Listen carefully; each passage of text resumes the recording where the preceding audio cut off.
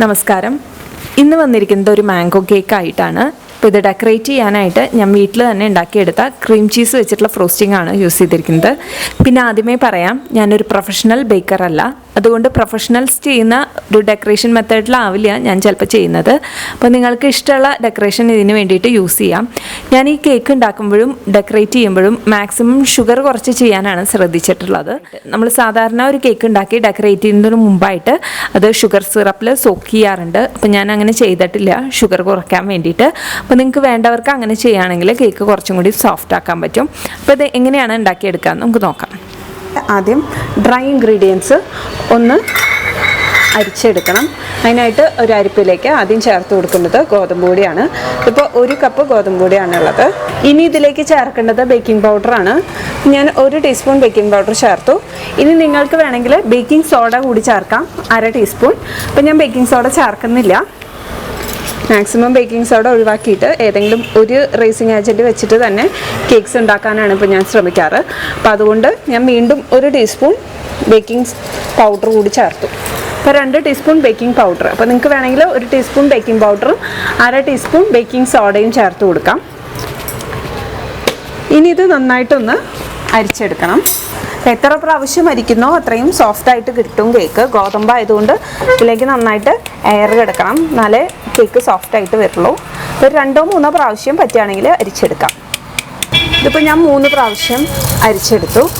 നമ്മുടെ ബട്ടർ പേപ്പറിൽ അല്ലെങ്കിൽ ഇതുപോലെ അലുമിനിയം ഫോയിലിൽ അരിച്ചെടുക്കുകയാണെങ്കിൽ കുറച്ചും കൂടി എളുപ്പമാണ് പാത്രത്തിലേക്ക് അരിക്കുന്നതിനേക്കാളും. 2-3 പ്രാവശ്യം അരിക്കുന്നതുകൊണ്ട് ഞാനിത് 3 പ്രാവശ്യം അരിച്ചെടുത്തു. ഇത് നമുക്ക് മാറ്റി വെച്ചിട്ട് ഇതിലേക്കുള്ള വെറ്റ് ഇൻഗ്രീഡിയൻസ് ഒന്ന് മിക്സ് ചെയ്തെടുക്കാം. വെറ്റ് ഇൻഗ്രീഡിയൻസ് ചേർക്കാനായിട്ട് ആദ്യം ഞാനൊരു ബൗളിലെടുത്തു. അതിലേക്ക് ചേർത്ത് കൊടുക്കുന്നത് മാങ്ങയുടെ പൾപ്പാണ്.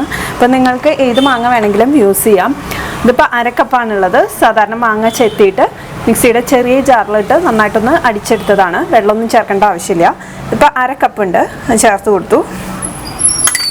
ഇതിലേക്ക് 1/4 കപ്പ് ഓയിൽ ചേർക്കേണ്ടവർക്ക് ഓയിൽ ചേർക്കാം. ഞാനിവിടെ ബട്ടർ മെൽറ്റ് ചെയ്തെടുത്തതാണ് ചേർക്കണേ. ചൂടാറിയതിന് ശേഷം ചേർത്ത് കൊടുക്കാം. 1/4 കപ്പാണ് വേണ്ടത്. എനിക്ക് ഓയിൽ ചേർക്കുമ്പോൾ ആ ടേസ്റ്റ് അത്ര ഇഷ്ടമാവാറില്ല കേക്കിലും കുക്കീസിലൊക്കെ. അതുകൊണ്ടാണ് എപ്പോഴും ബട്ടർ ചേർക്കണേ. അപ്പം നിങ്ങൾക്ക് ഓയിൽ വേണമെങ്കിൽ ഏത് തരം ഓയിൽ വേണമെങ്കിലും ചേർത്ത് കൊടുക്കാം. 1/4 കപ്പ്. ഇനി ഇതിലേക്ക് നമുക്ക് ചേർക്കേണ്ടത് ഷുഗറാണ്.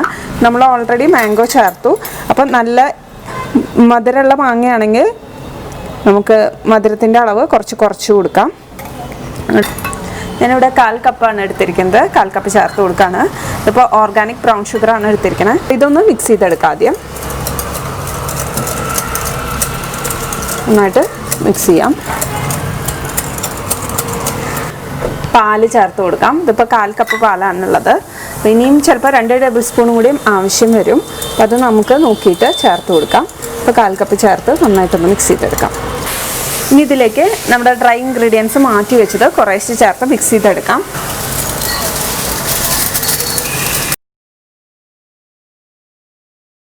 ലൂസായി വന്നു ബാറ്റർ. ഇവിടെ 5 ടേബിൾ സ്പൂൺ പാലും കൂടി ചേർക്കേണ്ടി വന്നു. ഇതുപോലെ കുറേശ്ശെ 1 ടേബിൾ സ്പൂണായിട്ട് ചേർത്ത് കൊടുത്ത് നോക്കുക. നമ്മുടെ പൊടിയൊക്കെ ഡിപ്പെൻഡ് ചെയ്തിരിക്കും എത്ര വേണം എന്നുള്ളത്. അപ്പോൾ കേക്ക് ടിന്ന് ഞാൻ ഓൾറെഡി പ്രിപ്പയർ ചെയ്ത് വെച്ചിരുന്നു. കേക്ക് ടിന്നിൽ ആദ്യം ബട്ടർ അല്ലെങ്കിൽ ഓയിൽ സ്പ്രെഡ് ചെയ്ത് കൊടുക്കുക. അതിൻ്റെ മുകളിൽ ഗോതമ്പ് പൊടി ഇട്ട് എല്ലായിടത്തേക്കും അതിന് ശേഷം തട്ടിക്കളയുക എക്സസ് ഉള്ളത്. ഇനി അതിലേക്കാണ് നമ്മൾ ഈ ബാറ്റർ ചേർത്ത് കൊടുക്കണേ. ഞാനിപ്പോൾ ഇതിൻ്റെ മുകളിൽ ഡെക്കറേറ്റ് ചെയ്യുന്നുണ്ട്. അതുകൊണ്ടാണ് കേക്കിൽ നട്ട്സ് ഒന്നും ചേർക്കാനുണ്ട്. അപ്പോൾ നിങ്ങൾക്ക് വേണമെങ്കിൽ നട്ട്സ് ആഡ് ചെയ്ത് കൊടുക്കാം. ഞാനിപ്പോൾ ഇന്ന് ഓവനിലാണ് ബേക്ക് ചെയ്യണേ. ഇപ്പോൾ സ്റ്റൗ ടോപ്പിൽ ചെയ്യേണ്ടവർക്ക് സാധാരണ ചെയ്യാറുള്ള പോലെ തന്നെ സ്റ്റൗ ടോപ്പിൽ ചെയ്യാം. മുമ്പ് ഞാൻ പല റെസിപ്പീസ് ചെയ്തിരുന്നു. നോ ഓവൻ ബേക്കിംഗ് എന്ന് പറഞ്ഞിട്ടുള്ള ഒരു പ്ലേലിസ്റ്റ് തന്നെയുണ്ട്. അതിൽ ഞാൻ പല ടൈപ്പ് സ്റ്റൗ ടോപ്പ് ബേക്കിങ്ങുകൾ കാണിച്ചിട്ടുണ്ട്. അപ്പോൾ അതിൽ ഏതെങ്കിലും നിങ്ങൾക്ക് ചൂസ് ചെയ്തിട്ട് ബേക്ക് ചെയ്തെടുക്കാം മെത്തേഡിൽ. അതൊക്കെ ഒന്ന് തട്ടി കൊടുക്കണം. ഇതിൻ്റെ ഉള്ളിൽ എന്തെങ്കിലും എയർ ബബിൾസ് ഉണ്ടെങ്കിൽ ഒന്ന് പുറത്ത് വരാനാണ്. അപ്പോൾ അതൊക്കെ നന്നായിട്ടൊന്ന് തട്ടി കൊടുക്കുക. ഇനി ഇത് ബേക്ക് ചെയ്തെടുക്കാനായിട്ട് 180 ഡിഗ്രിയിൽ ആദ്യം 10 മിനിറ്റ് ഓവൻ പ്രീ ഹീറ്റ് ചെയ്യുക. അതിനുശേഷം 180 ഡിഗ്രിയിൽ ഒരു 35 മുതൽ 40 മിനിറ്റ് വരും ഇത് ബേക്ക് ചെയ്തെടുക്കാനായിട്ട്. നമ്മൾ സ്റ്റൗ ടോപ്പിൽ ചെയ്യുന്നവരാണെങ്കിൽ അതിലും കുറച്ചും കൂടി കൂടുതൽ സമയം എടുക്കും. അപ്പോൾ നമുക്കിതൊന്ന് ബേക്ക് ചെയ്തെടുക്കാം. കേക്ക് ബേക്കാവുന്ന നേരം കൊണ്ട് അതിലേക്കുള്ള ക്രീം ചീസ് ഫ്രോസ്റ്റിംഗ് റെഡിയാക്കി എടുക്കാം. അതിനായിട്ട് ഞാൻ ആദ്യം 1 കപ്പ് ക്രീം ചീസാണ് എടുത്തിരിക്കുന്നത്. അപ്പോൾ ഇത് ഞാൻ വീട്ടിലുണ്ടാക്കി എടുത്ത ക്രീം ചീസാണ്. അപ്പോൾ നിങ്ങൾക്ക് ഷോപ്പിൽ നിന്ന് വാങ്ങുന്ന ക്രീം ചീസ് ആയാലും മതി. അപ്പോൾ ഇത് നമുക്കൊന്ന് ബീറ്റ് ചെയ്തെടുക്കണം. ഒന്ന് ലോ സ്പീഡിലിട്ടിട്ട് ആദ്യം ചെറുതായിട്ടൊന്ന് ബീറ്റ് ചെയ്തെടുക്കാം. അപ്പോൾ ക്രീം ചീസിൻ്റെ റെസിപ്പി വേണം എന്നുള്ളവർ ഒന്ന് കമൻറ്റ് ചെയ്താൽ മതി, ഞാൻ ഷെയർ ചെയ്യാം.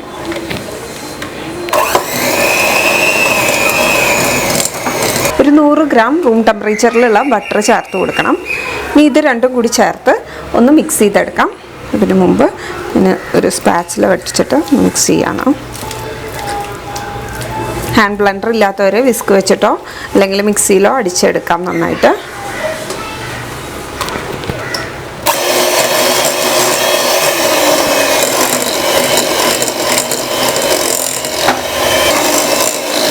ലോ സ്പീഡിൽ ആദ്യം അടിക്കുക, അതിന് ശേഷം സ്പീഡ് കൂട്ടി കൊടുക്കുക.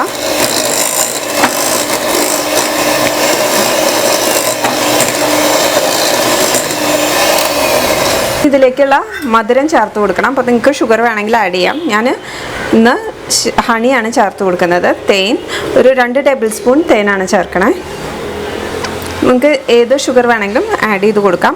ഷുഗർ ആകുമ്പോൾ നിങ്ങളുടെ മധുരത്തിനനുസരിച്ച് കുറച്ച് കൂടുതൽ വേണ്ടി വരും. അപ്പം നോക്കിയിട്ട് ചേർത്ത് കൊടുക്കുക. ഇതിപ്പോൾ അധികം മധുരം ഉണ്ടാവില്ല.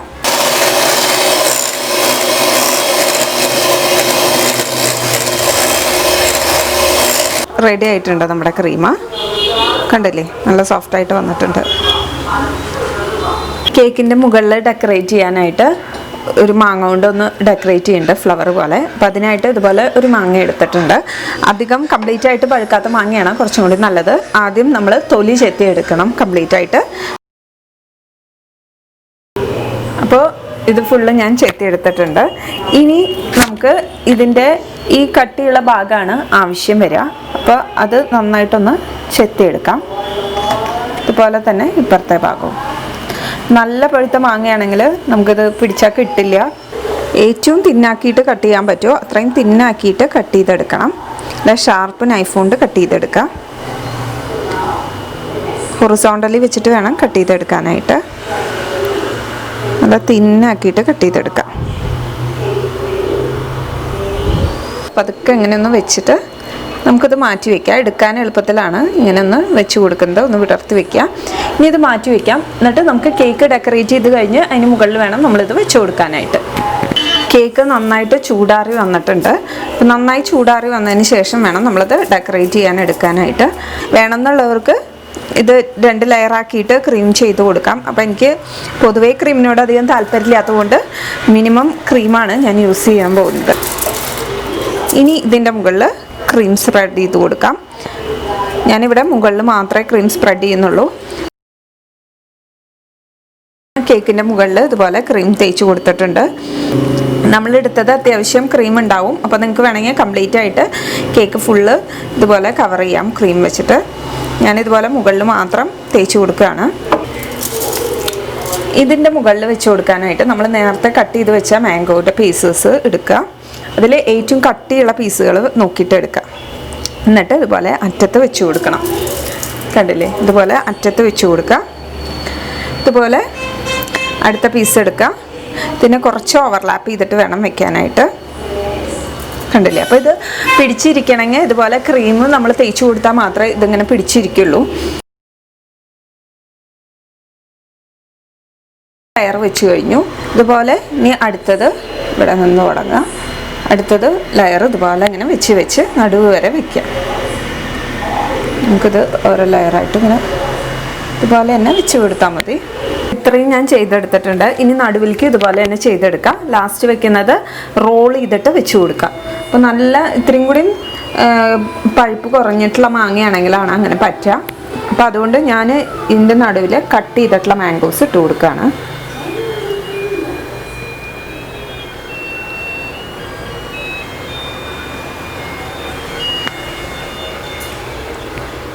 അപ്പോൾ ഒരു മാംഗോ കൊണ്ട് തന്നെ ഇത് ഡെക്കറേറ്റ് ചെയ്തെടുക്കാൻ പറ്റും. കണ്ടില്ലേ, സിമ്പിളായിട്ട് ഉണ്ടാക്കിയെടുക്കാൻ പറ്റുന്ന ഒരു മാംഗോ കേക്ക്. അപ്പോൾ ഇത് നമ്മൾ കാണുമ്പോൾ വിചാരിക്കും ഭയങ്കര ബുദ്ധിമുട്ടാണ് ഡെക്കറേറ്റ് ചെയ്തെടുക്കാൻ. നല്ല എളുപ്പമാണ്, എല്ലാവർക്കും പറ്റുന്നതേ ഉള്ളൂ. അപ്പോൾ എല്ലാവരും ഒന്ന് ട്രൈ ചെയ്ത് നോക്കൂ. ഇനി ഇത് വേണമെങ്കിൽ ഫ്രിഡ്ജിൽ കുറച്ച് നേരം വെക്കാം. ഇപ്പോൾ ഈ മാംഗോ കുറച്ച് നേരമായിട്ട് നമ്മൾ എടുത്ത കാരണം ഒന്ന് കട്ട് ചെയ്യുമ്പോൾ കുറച്ചൊന്ന് ഇതായി പോകും. അപ്പോൾ അത് 1 മണിക്കൂറൊക്കെ ഫ്രിഡ്ജിൽ വെച്ചിട്ട് അതിന് ശേഷം എടുത്ത് കട്ട് ചെയ്യുകയാണെങ്കിൽ കുറച്ചും കൂടി നന്നായിരിക്കും. ചെയ്യാൻ അത്ര വലിയ സ്കില്ലൊന്നും വേണ്ട. ഇത് ഇങ്ങനെ കട്ട് ചെയ്തെടുക്കാനുള്ള ഒരു പാടേ ഉള്ളൂ. അപ്പോൾ എല്ലാവർക്കും പറ്റുന്നത് തന്നെയാണ്. അപ്പോൾ ചെയ്ത് നോക്കിയിട്ട് അഭിപ്രായം പറയൂ. ഇനി ഇതുപോലുള്ള വീഡിയോസായിട്ട് വരാം. ഇതുവരേക്കും നന്ദി, നമസ്കാരം.